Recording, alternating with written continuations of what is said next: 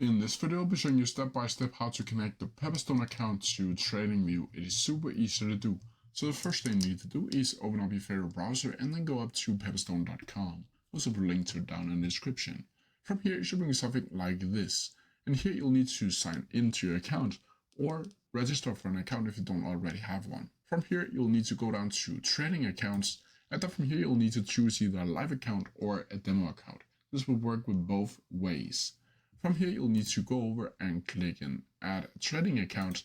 And once you've done that, you'll need to choose TradingView instead of MetaTrader 5. And then you'll need to add in all of these other details. Once you've done that, you'll need to click Submit. And then you'll see this page right here where you can log in. And then you'll see this page right here where you'll have your login credentials. And as you can see here, you'll have your login, which you need to copy. And then you can continue to TradingView by clicking here. Once you've done that, you'll need to close this down, and that's how you do it. If you have any questions about it, please leave them down in the comment section below, and I'll try my best to answer them as quickly as possible. See ya!